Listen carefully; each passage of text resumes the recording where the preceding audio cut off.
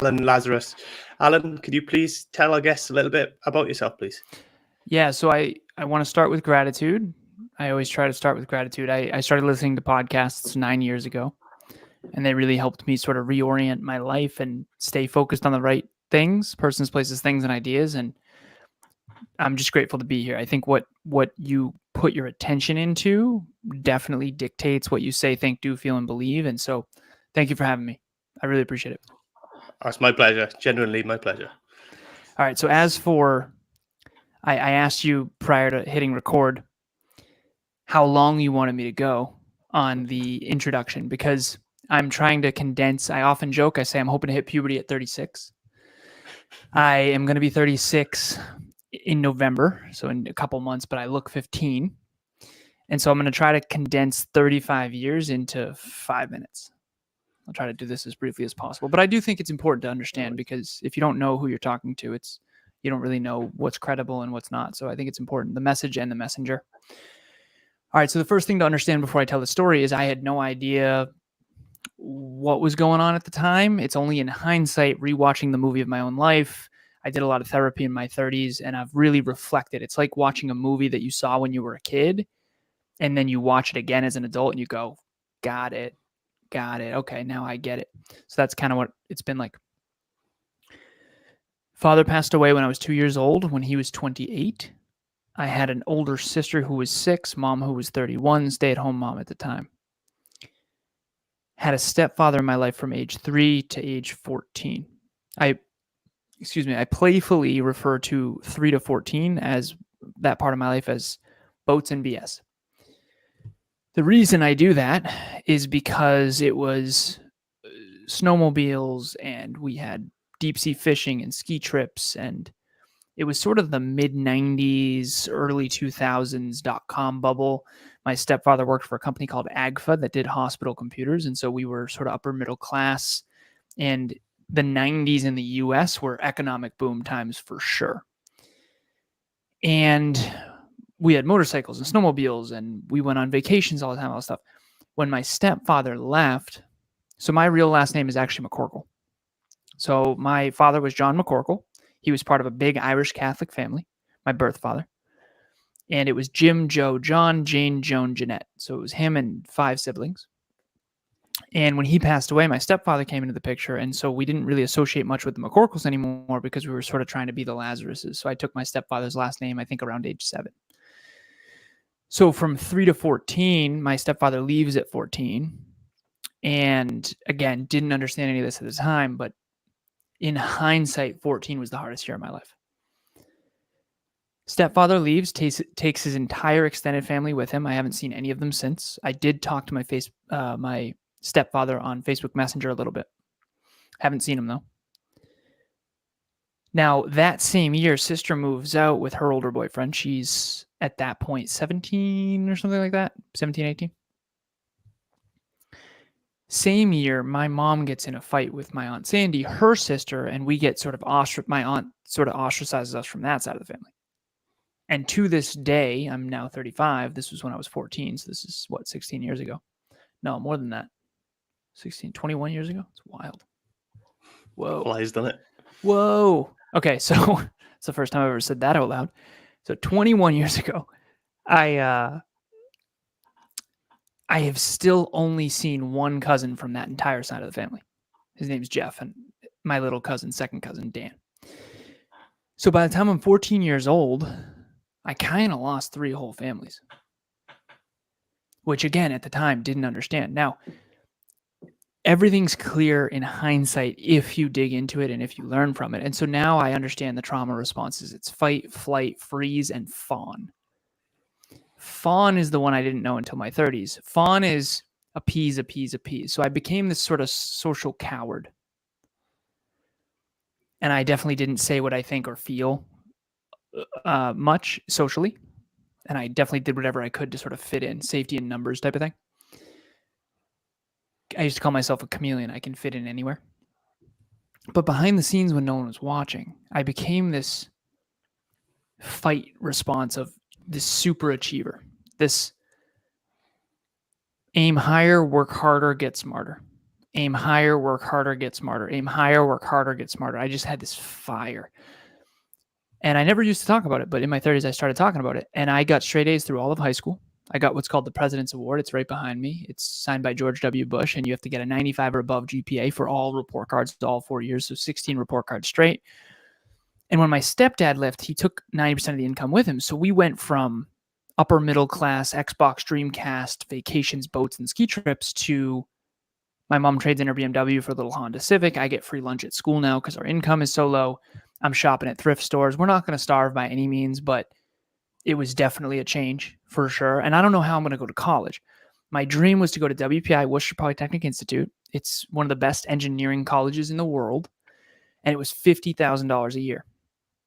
And I went from excited to get in one day to, even if I do get in, I don't know how I'm going to afford it. Crush it in high school, get all the scholarships and financial aid that I possibly could. I go get my computer engineering degree. I get my MBA, my master's in business, and then I'm off to the races. At this point, I'm in my early 20s.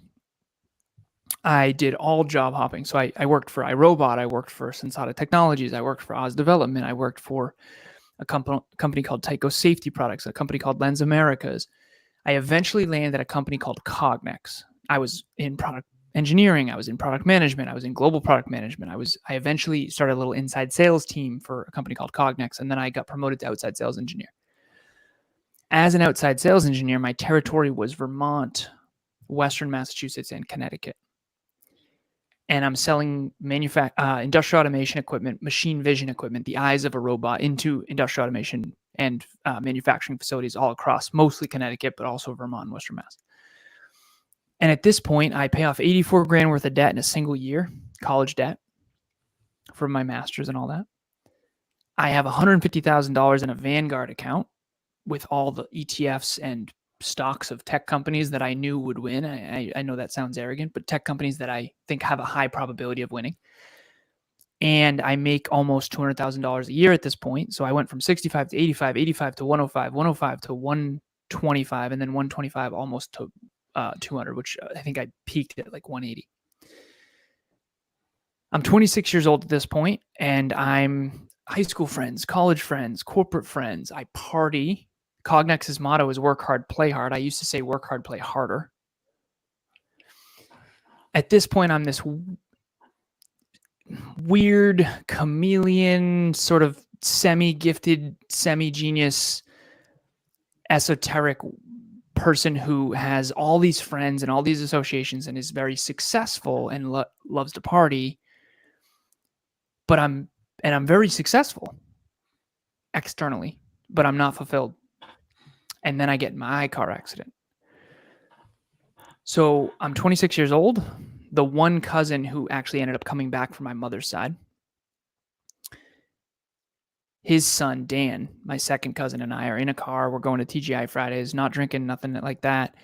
I end up on the wrong side of the road. The yield sign was covered by the snowbanks back in 2015, and I end up on the wrong side of the road. I look up and I see what I thought was a Mack truck. I think this is the end no matter what. So in hindsight, two things saved my life. Number one, to me, after my stepdad left, I just figured, okay, so there's no trust fund, there's no dad, there's no big bright future here. If I'm going to be successful and my family's going to have a good life, it's going to be up to me. And this was not conscious, but I sort of became, quote unquote, the man of the house at 14 in a way. And I just thought I have to do it. If it's going to be, it's going to be up to me. I can't rely on any dad or anything like that. So when I faced mortality, I'm 26, and I bought this car called, it's a Volkswagen, 2004 Volkswagen Passat. I bought it in cash because I wanted to save money, and I wanted to invest all my money, and blah, blah, blah. That car definitely saved my life. The second thing that saved my life is it wasn't a Mack truck. It was a lift-kitted pickup truck. So the entire front end completely smashes in, but the frame stays, the airbags deploy. We are physically okay. But I've seen pictures of my dad's car, and I've seen pictures of my car, and they don't look very different. And this is not a fender bender. This was terrible.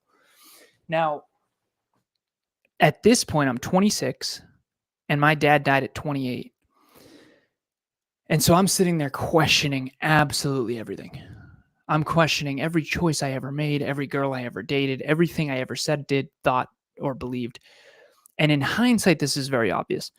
I was improvement oriented. I was achievement oriented. I was mastery driven. I was educated. I was professionally developed. LinkedIn, cover letter, resume, computer engineer, master's in business. Great. I was not self-improvement oriented. I wasn't personally developed. I wasn't personal growth. And I had never done any therapy, even though I had a very, very, very challenging childhood. I mean, and that's a polite way to put it. But now I realize, and after the car accident, I actually went all the way past broke, started my own company, happy, healthy, productive, in shape, fitness coach, fitness competitor, fitness model, achieving my dreams, super aligned, super fulfilled, liquidated all my asset, went past broke. And in hindsight, it's very clear. Before 26, I was successful and unfulfilled, successful externally, unfulfilled internally. Then I was after 26, super fulfilled internally, but unsuccessful externally. And so now I'm finally in a place in my life where I'm both successful and fulfilled. And basically, you're there at that spot with success and fulfillment when you want your future to be an amplified version of what it already is. And so I want my future to be an amplified version of what it already is. And it took me, 32 years to get to a place where I felt that way. And so that's condensing 35 years into hopefully 5 minutes. Yeah, that was a lot to take in, to be fair, in that short time. But now you see why I warned you. Yeah, no, I like it. Just going back to that point, obviously that big moment in your life with the car accident that made you rethink everything and change everything. What made you think, oh, it's time to look inside, or time to get therapy, really? Because it takes a lot, doesn't it, to do that? And that's probably why, just from the outside looking in, maybe why you've avoided it up to that point, because it's easier to do things externally. It's very, very difficult to look inside, isn't it? And like be vulnerable with yourself and take that hard look at who you are and what's really going on. Yeah, I think that The Lion King is a really good metaphor. Particularly, that's my favorite movie of all time, and while a lot of guys laugh at me for that, I think I understand why. Father dies in the beginning of the film. There's sort of Scar, the uncle, that is sort of manipulative and deceitful, and then Simba sort of runs away from his problems and pretends everything's fine, and then has to go back and sort of face who he really is and take responsibility. And I think that in some ways, I think that's all of our journey. But for me, it's exactly my journey. Dad died when I was 2, stepdad, all that. And so I've had to sort of come back. When you said the therapy thing, I was unconsciously running away from the pain and the trauma of my past. And I did not know that I was doing that. And I didn't know that achievement was... There are these paradigms, and paradigm is a fancy word for what you believe the meaning of life is. So there's a book called Man's Search for Meaning by Viktor Frankl, and it's, to me, there's so many different books and all that stuff. What is your unconscious belief about what the point of life is? What is the point? A lot of people are very pleasure driven. They think that happiness is when your lifestyle is good. I had a paradigm that was achievement first, pleasure second, friends third. AKA, I unconsciously grew up in a pleasure-centered paradigm. My mom and my stepdad, they loved to party. And all their friends loved to party. And boats and ski trips and snowmobiles and alcohol and fun and card games. And you just grow up, and like attracts like, birds of a feather flock together. So all their friends and all their kids, all their friends' children, we all hung out together. And so we're all sort of swimming in this paradigm of life is about having as much fun as possible. In my honest opinion, that's got to be the dumbest idea ever. Life is not about having as much fun as possible. And if you've ever been down the road of having as much fun as possible, trust me, the end of that road is dark. Alcohol, drugs, all the vices. So after 26, when I was naturally an achiever, I had a pleasure-centered paradigm, have as much fun as possible, and I had tons of friends. I had college friends and corporate friends and high school friends. After 26, I realized I adopted this paradigm that was never mine as a kid, and I ran it into the sunset, and I dialed it up, if anything. After 26, I flipped the script, and to me, my new paradigm is around fulfillment. It's around impact. It's around growth. It's around turning my purpose into passion. No, my passion into purpose into profit. Now, all those sound like fortune cookie quotes.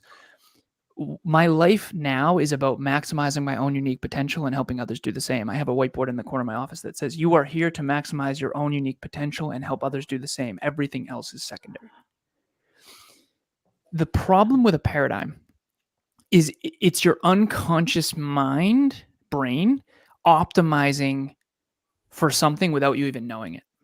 So right now, if it was super cold wherever you're watching or listening, you'll put on a coat without thinking, or a jacket or a hat or whatever, because you're seeking comfort. We're all seeking a certain thing, and most of the time, the thing we're seeking unconsciously is not aligned with our potential, and so we end up squandering our potential. We end up not contributing in an aligned way to society or to culture or to community, and then we end up not profitable. Or we end up profitable, but it's not in alignment with our passion and our purpose. And so ultimately, after 26, I just realigned everything based on who I really am. And if anything, I actually realized that I was more than I thought, not less. And most importantly, I actually took my health seriously for the first time. Before 26, I was this skinny, fat, 160-pound, just really not fit or healthy person. And now I put fitness as just an absolute must. And now physical, mental, emotional, and spiritual development every single day is a priority. And that's ultimately what my focus is just, if you want your life to improve, you have to improve. And once I figured that out at 26, I dialed that up to 50 out of 10. I just dialed it all the way up. I'm absolutely obsessed with it. And that's why I asked you before this episode, I said, what's the theme or through line? You said, I love self-improvement. I thought, we're good. We're going to be fine. If you don't like self-improvement, you're not going to like me. No, but that's the thing, though. I think everybody needs a purpose, but I think you need to find a purpose that is aligned with who you truly are. And to do that, you need to find out who you are first and foremost. And a lot of us, me included, avoided that for a long time. I think we're all afraid to do it to a degree. Yeah, we're scared of who we really are, I think, because our uniqueness is probably uncommon, and there's safety in numbers. So whenever you lean into your unique strengths, you also ostracize yourself in some ways statistically from others. And I think that can be very scary. Yeah, and we're taught to conform, right? So all through school, or you play sport, you're always taught to conform with the team and with the class and with the school, and everybody's taught to conform. So you find yourself kind of pushing yourself into be like everybody else, and you spend years doing it, and then once you come out, you realize, actually, I need to find out who I am and what I'm all about. Did it for years, my friend, and I flipped the script after 26, and I'm very grateful to say I'm so much more fulfilled.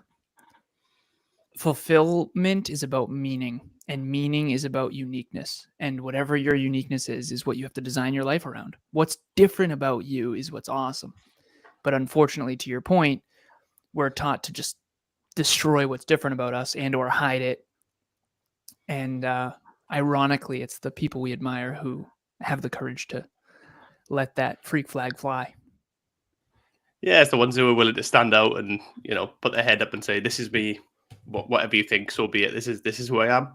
That's part of my journey as well, to be honest, and that's part of this podcast. And what I'm doing here is finally just owning who I am and just putting myself out there and being unapologetic about it. But that's taken me till, I don't like to tell people my age, but I'm 39 now, so it's taken me to that point in life to get to that. Hardest thing in the world is, ironically, paradoxically, being who you really are, and doing that socially. for me, that was the hardest part, is the social courage piece. This is why it's harder to post on Facebook than it is TikTok, because you know your grandparents and your parents and your aunts and your uncles, and they're all on there, and they have this narrow view of you. And if you were to post your true vulnerable thoughts, you would shatter that box they've put you in their own consciousness. And it's ironic because when I first started a podcast way back, people would reach out and say, "Oh, that's not the real you. I know the real you." It's no. You know what's interesting? I hide the real me around you. The podcast is actually who I really am. But I'm so delicate around your insecurities that I dial myself way down around you. So then you think I'm inauthentic on the show. When in reality, I'm actually more authentic on the show than I am in front of you. And that's a whole social courage thing, because I now realize, and again, I didn't learn this till my 30s, but there's two types of courage. There's competence courage, which is do the thing, apply to the job, write the thing, blah, blah, blah, resume, cover letter. That I have, that's fine. Not an issue. Most people struggle with that. What I struggled with is the opposite, which is social courage. Say what you actually think. Say what you really believe. Stand up for yourself. Call people out when they're inaccurate. And that's the hardest thing in the world. I had someone, I always tell this story. Well, you know, Alan, these days, the only way to make money is real estate. That's got to be the dumbest thing I've ever heard. Have you heard of the internet? Have you considered technology? Have you considered tech companies? Those are obviously the most successful. So if there was ever a time where that statement wasn't true, it's actually now, but I didn't have the courage to say it. So I zipped my mouth and I went about my day because I'm a coward. And so there's social courage and there's competence courage. And usually someone has one, not the other. Very rarely do you find someone with both. Yeah. And I think less and less people these days have that social courage, to be honest, from my experience. Same. Yeah. More and more people just find it easier to conform. I don't know whether it's because I'm just guessing this is the problem, so I don't want to put people in boxes, but we are a bit more, we spend more time at home, more time on technology, less time actually socializing and becoming comfortable in situations where we can challenge people. Potentially that's the reason behind it. But I've definitely seen the fact that people are, and me included, I've been that way for a long time until, again, recently, where I would just let things go. I'd think, oh, it's not worth getting involved, not worth having conflict over. So I just agree with it and go along with it when actually I don't agree with it. Well, there's the self-respect hit. So I had a self-respect score for a long time on the whiteboard downstairs, and every time that I actually responded with my truth, what I really believe, I would give myself a self-respect score. I got up to 263, and then I talked to my girlfriend Emilia, because we have a bunch of metrics and you can only track so many metrics. But eventually it was, I don't feel like I need this as much as this other one. Now I'm tracking my on-time record. So 61 out of 100, plus or minus 2 minutes. But whatever metric I track tends to be what I focus on. What I focus on tends to improve. That's a whole nother thing. But the self-respect piece of actually having the courage to say what you really believe. I'll give you another one. Sitting at the dinner table and someone says, well, you know, I'm overweight and I'm fat because I had kids. And it's because I quit smoking. And in my brain says, aren't there people who have quit smoking and then gotten in shape? And aren't there people who have had kids and still been in shape? Yeah. Okay. Is it worth it to actually say the truth? And here's the truth. And I said this to this person. I'll keep it anonymous because God forbid we say any truth, right? I said, the truth is, and I don't want to be unkind, but the truth is, you are not in shape because you've never consistently exercised.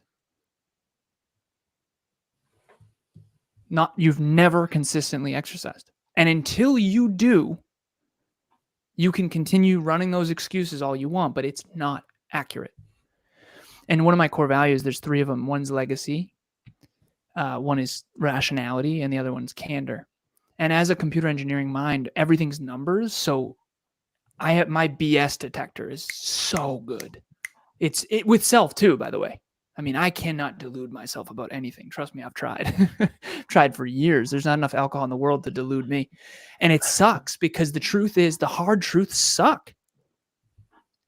Statistically, look at it. Most people are divorced. Most people are depressed.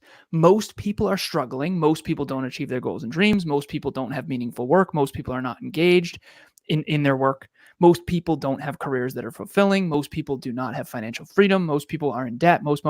I mean, in many ways, statistically, we are failing.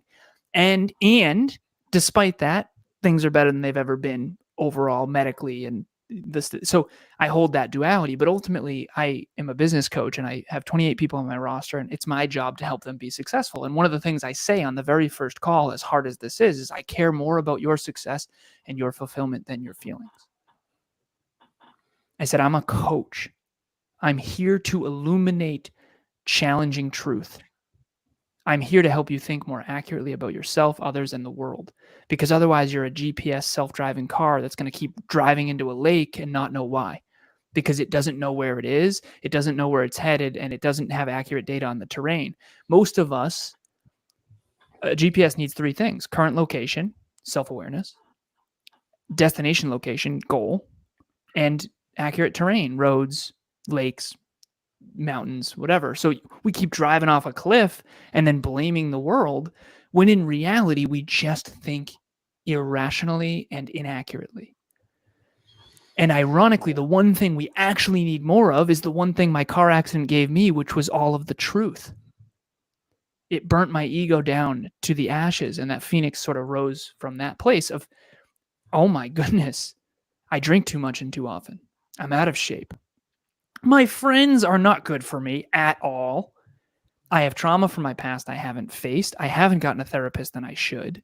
I grew up in a ridiculously toxic environment in most regards, and all the truth, truth sets you free. It really does, but it hurts. We'd rather avoid it. But if you avoid it, you also avoid accurate data, and you can't make good decisions with inaccurate data. Yeah, we are terrible for avoiding the truth, and I think what we'll do is, as well, like we say, we'll go wrong, and then we'll blame everything else. We'll use hindsight and look at all these other reasons and blame them. These are the excuses for why we are the way we are, or why something hasn't worked out for us. And it's a dangerous game when you start blaming everything else and everyone around you and the world, especially if you have that friend group or that family that are kind of feeding that idea and, supporting the old, oh, poor me, and you get into that horrible little place. I know that the not only are you playing the victim, which you get rid of all of your personal responsibility, and therefore you give away all your power, because remember, if it's everyone else's fault, there's nothing you can do about it. So the empowering alternative is, look here. What is it that I said, thought, did, feel, or believe that is not optimal? That's where you have to go. You have to get back to ground zero. You have to go back to, I am the one who wasn't disciplined enough. I am the one who made poor choices. I am the one who drank too much and too often. I am the one who listened to that idiot when I shouldn't have. I am the one who trusted my guidance counselor when he said I wouldn't get into MIT. I am the one who, you have to take personal responsibility. And it's not just what you do, it's what you didn't do. It's what you didn't do. You should have sent the email and you know it. You should have applied to that school and you know it. You should have applied to more jobs than 3 and you know it. And so there's always something you can do. There's always more you could have done. There is no, people say, well, they did their best. Listen, I'm so sorry, but that's not true. None of us are doing our best. We have more in the tank and we know it. And by the way, even if you did do your best, you can always go back and better your best. I'm sorry, there's an expiration date on making excuses. And if you're 35 and you're still saying, well, I did my best, it just wasn't in the cards for me, I'm so sorry, but the truth is you're not going to get anywhere with that. You're playing the victim, and then you're going to surround yourself with other people who validate that. And the last thing you're going to do is hire me, who's going to tell you that's not true. You want to know the truth? You eat like crap. You don't exercise. You aren't motivated. You don't listen to the right books. You aren't getting you aren't humble enough, honestly, to actually look in the freaking mirror, metaphorically and literally. And I got humbled by my car accident. Rock bottom can be the foundation that you build your dreams on, but you have to hit rock bottom and you have to hopefully keep yourself. You know what really it is? We want to feel better about ourselves, and you can either feel good or get better. It's very rarely both. I was in the gym the other day doing 80-pound bench press, and I was shaking, and it was a struggle, and I felt terrible about myself. But that's the truth. The truth is I'm kind of weak. And the truth is my right shoulder, I've been sleeping on it wrong. And the truth is I'm not doing mobility as much as I should. And the truth is I'm not eating as well as I should. And the truth is I'm not sleeping as well as I should. Those are all truths. And now that I face those truths, now I can shift them. Now I can change them. Now I can improve them. Now I can go back to the drawing board. Now I can buy an ebook that teaches me how to do shoulder rehab. Now I can watch a YouTube video. But if you sit there and just make excuses and then have people around you that validate those excuses because they're making excuses too, and then you hate people like me who say the truth, you're in so much trouble. Yeah, the only way is through, isn't it? Let's be honest. Unfortunately, yes. Yeah. Trust me, I've tried every other way. Yeah, me too. Me too. Yeah. How do your clients respond? Darren? How do your clients respond usually? How do you find sort of convincing them to take, especially the ones who are reluctant to take that hard look in the mirror and face up to stuff? So I have over the years, I've developed a filter of people that I won't work with. And in the beginning, it was this naive young man who believed in himself and believed in everyone else equally and was not discerning at all. And if you were interested at all in improving your life, even whatsoever, I would just pour in as much as I could. That was devastatingly inaccurate, and I had to get rid of that quick. So my naive has been stripped from me for sure, and I was definitely naive. If I could look back on my life, and I'm just being freaking honest here, I was emotionally immature, and I was naive as hell. And that's mostly it. I mean, a lot of the other things were pretty decent, right? But I was super naive. I listened to all the wrong people. I surrounded myself with the wrong people. I was super naive, and I was definitely emotionally immature, for sure. Okay, so that said, to answer your original question with my clients, I don't coach certain people anymore. I call it an UNMEDSAI score, UNMEDSAI, and I can go through it with you if you're curious, but this is my new filter. And then I'm quite curious about that, actually. Okay, so if you've ever played poker before, if someone is bluffing, the way that I see it is anyone with low humility, they usually are bluffing. They pretend to have pocket aces when in reality they have a 2 and a 3, if you know poker. And I used to fall for it. I mean, people who pretend to believe in themselves, people who pretend they're humble, but they're actually inwardly arrogant. For me, I come off very arrogant, but inwardly I'm reading the books. I'm taking the courses. I was taking a course earlier. I'm the one showing up when I don't want to show up. So I think humility for me, I never used to identify as humble. I started to learn over time as I matured that I actually do have inward humility. I don't think I am externally super humble for people. But anyways, so this is the score. It's called an UNMEDSAI score. And this is what I'm looking for. And there's tells. And I'm not going to go through the tells, but I can give you the score. All right. So UNMEDSAI: unstable, naive, manipulative, entitled, delusional, arrogant, and immature. If you have a high UNMEDSAI score, I rate them from 0 to 10 with everyone as a matter of fact, I actually did my research on you. And I wouldn't even be here if I didn't think you had a low UNMEDSAI score. Now, my UNMEDSAI score is not 0. Like I said, I'm naive and immature at times for sure. I think the immaturity I've worked on a lot. I think I'm arrogant at times for sure. And I'm definitely naive as hell. Okay. So mine's not perfect. But the manipulative one, the significance driven one, I mean, if you're someone who has a birthday week, I won't go near you with a 10-foot pole at this point. Like, the world is not about you, and you need to realize that. Because what's going to happen is I'm going to pour into you. You're going to feel super significant, and then I'm not going to be able to sustain it. You're going to think it was you when it was actually me, and then you're going to hate me when it all crumbles when I leave. And I've seen that too many times. So if you have a high UNMEDSAI score, you basically lack real humility, and you aren't ready for growth. And for me, my car accident brought my unmeds score all the way down. It gave me level 10 humility, and my ego burnt down. And I was ready to rebuild my life and myself from a place of actual humility. And I think most people would rather feel good than actually get better. And those are the people that I try not to coach. Yeah, that makes a lot of sense, actually. And I think it's important, really, because you could waste a lot of time pouring a lot of energy into people, and it can end up with the egg on your face, really, with it going bad. That is my life's biggest regret right there. Yeah, I can imagine. But I think of it like, so if you want to get help and you want to get better, I think of it like giving up smoking almost. So if you ever seen people get up smoking, if they don't want to give up, they won't. You can use all the patches in the world. You can use all the different. You can have tablets, or there's loads of different ways you can give up smoking. But if you're really not committed and you don't want to do it, you won't. No matter how much you try and help them. I've had that battle with my mother. She still smokes. Keeps saying she wants to give up, but never actually goes through it because she doesn't really truly want to. The desire's not there. Good for you for owning that, especially publicly. Good for you. Yeah. So I think it's very similar with getting any sort of coaching or going to therapy or something like that. I think that's if your mind's not committed on I'm going to do what it takes to get through this, then nobody can help you really. You ever hear the Jim Rohn quote where he says, yeah, in the beginning, in those early days, I used to say, I'll make this team successful even if it kills me. And then he says, I almost died.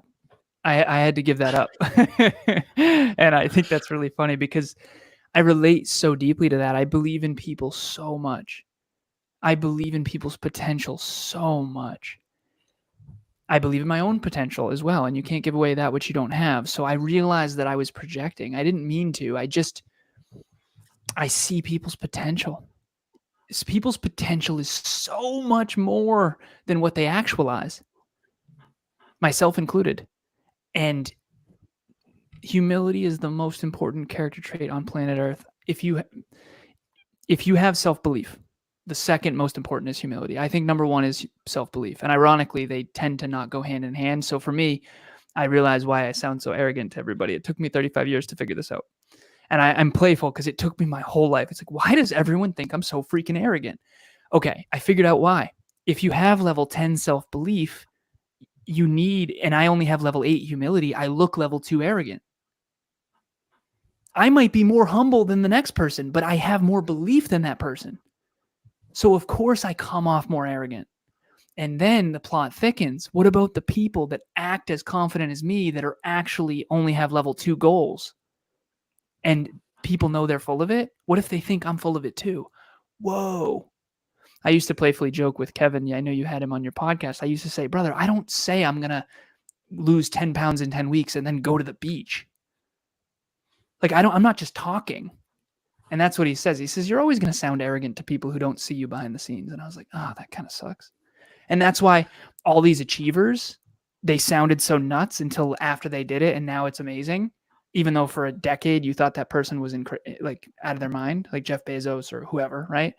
And don't associate me with Jeff or anyone, please, because I don't associate with anyone anymore because most of my heroes have fallen from their pedestals. But ultimately, self-belief and humility usually don't go hand in hand, but they're so important because if you don't have humility, you won't build real self-belief.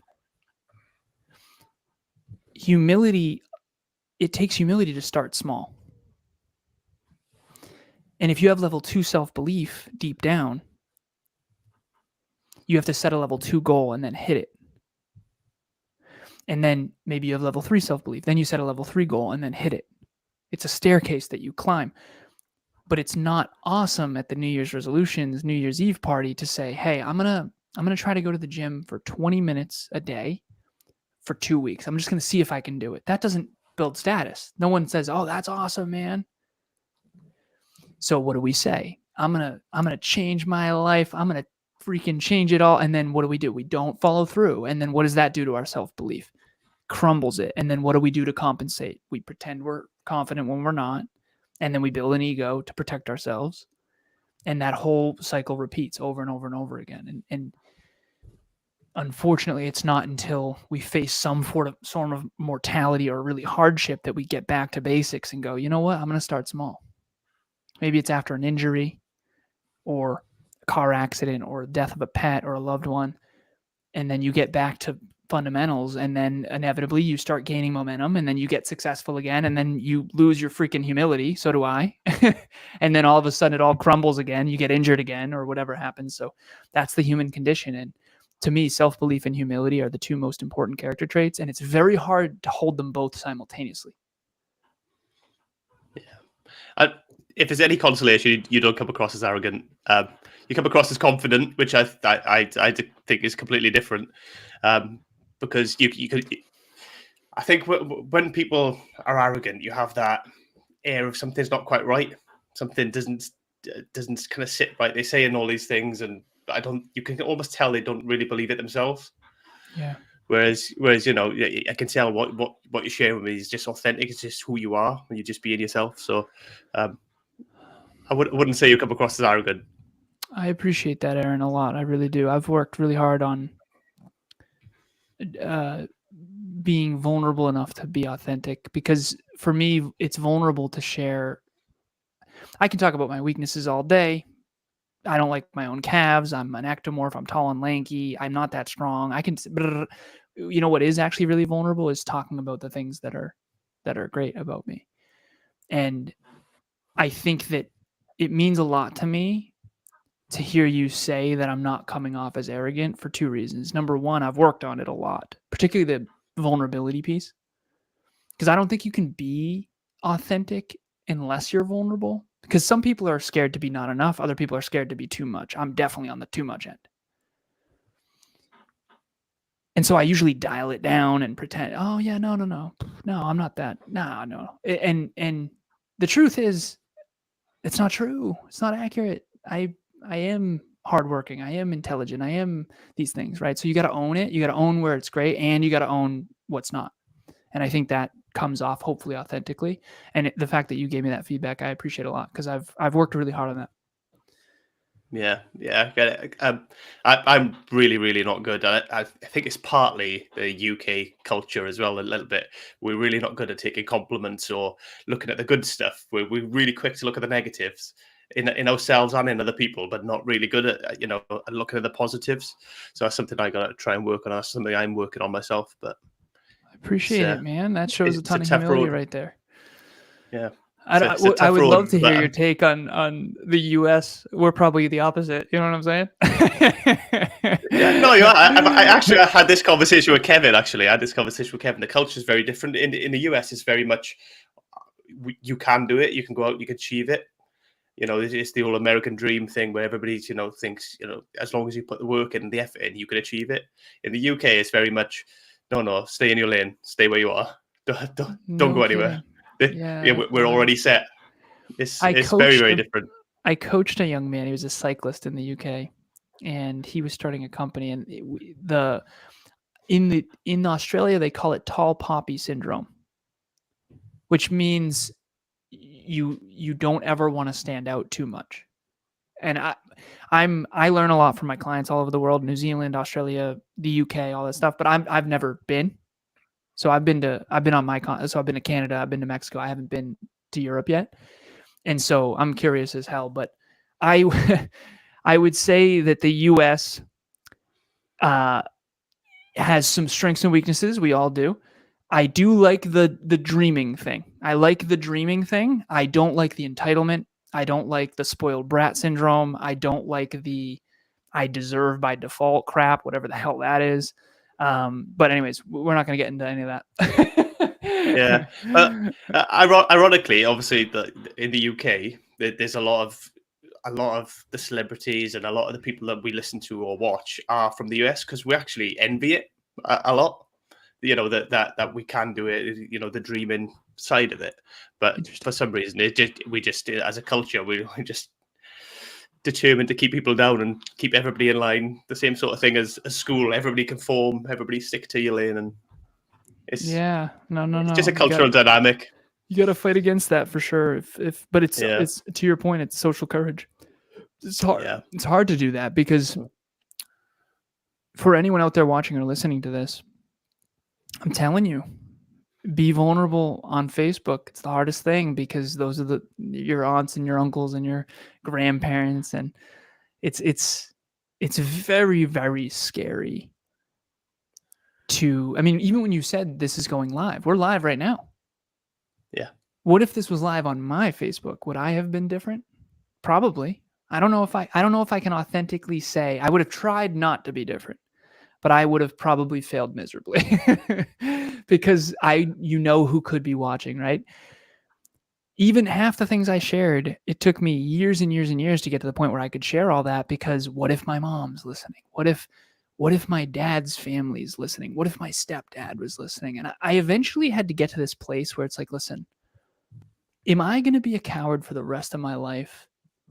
Or am I going to say the things that I really believe to be true, knowing that I'm not perfect, knowing that I'm not going to say the things perfectly, knowing that everyone else has their own perspective on what did or didn't happen. And I wanted to be free. And I think that the only way to be free is to have courage. And I think courage is probably the most underrated. I said self-belief and humility are the most important. I think courage is probably next, particularly social courage, because I think most people are afraid to look like a failure more than they're actually afraid of failure. Yeah, definitely. I can agree with that. I was for a long time just trying to seem like I'm doing better than I am and seem like I'm important or whatever. But it's like, who cares? Who cares? You know what's ironic about that?